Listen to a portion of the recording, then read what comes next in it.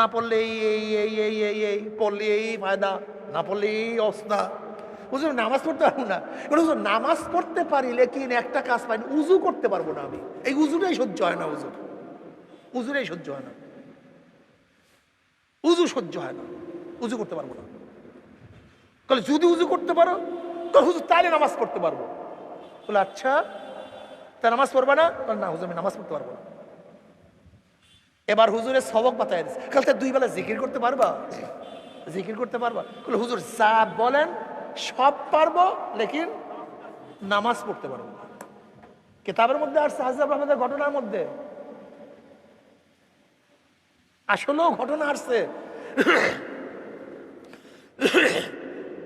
এবার হাজী সাহেব বললেন, যা এই জিকির কর, আর যদি নামাজ পড়ো তাহলে তোকে 10টা জুতা মারবো। কয় জুতা মারবো?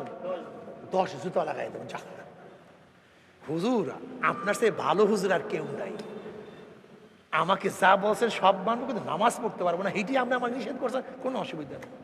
এবার গেছে হাইজাবুর রহমতুল্লাহ বলেন, আল্লাহ যদি ব্যক্তিকে তুমি হেদায়েতই না দেবে, আমার কাছে পাঠাইছো কেন?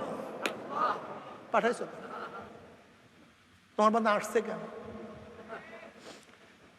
পাঠাইছো কেন? আনা জালিসুম মান যাকারানি, হাদিসে কুরসির মধ্যে আসছে, আনা জালিসুম মান যাকারানি, বান্দা যখন জিকির শুরু করিয়া দেয় আমি তার পাশে বসিয়া যাই। অন্য রওয়ায়াতের মধ্যে আনা মাহু ইযা যাকারানি, বান্দা যখন হাদিসে কুরসির মধ্যে, বুখারীর মধ্যে রওয়ায়াত আনা মাহু ইয যাকারানি, বান্দা যখন জিকির শুরু করিয়া দেয় আমি তার সাথী হইয়া যাই, আমি তার সাথী হয়ে যাই। এবার বান্দা যখন জিকির শুরু করছে, মাওলাকে ডাকা শুরু করছে, মাওলার কুদরতি আরশের মধ্যে গরম হওয়া শুরু করছে। বুঝেন নাই?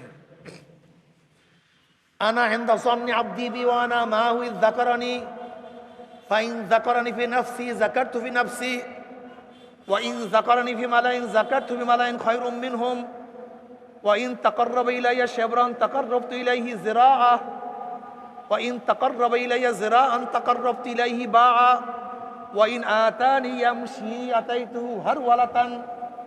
সিয়াসাত্তার সমস্ত হাদিসের মধ্যে হাদিসখানা আসছে, হাদিসে কুরসি।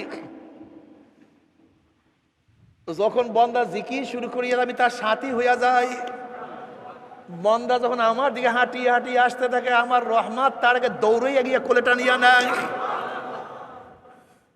বাস মাওলার জিকির শুরু করছে, মাওলার কুদরাতি আরশের মধ্যে গরম হওয়া শুরু হয়ে গেছে। হঠাৎ কইরা তার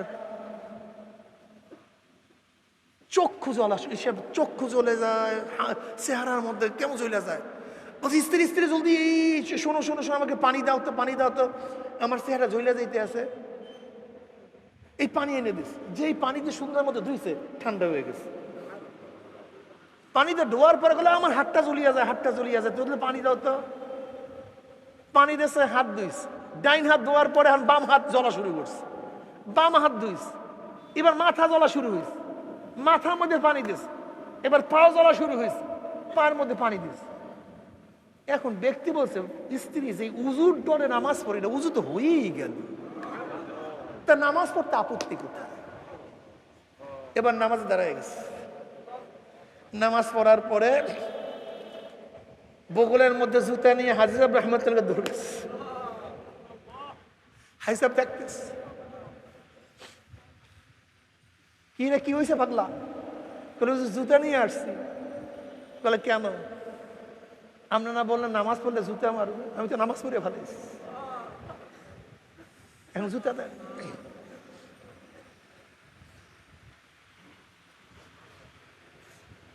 এই মাজলিসটা আছে না, এই মাজলিসটা কত দামি জানেন?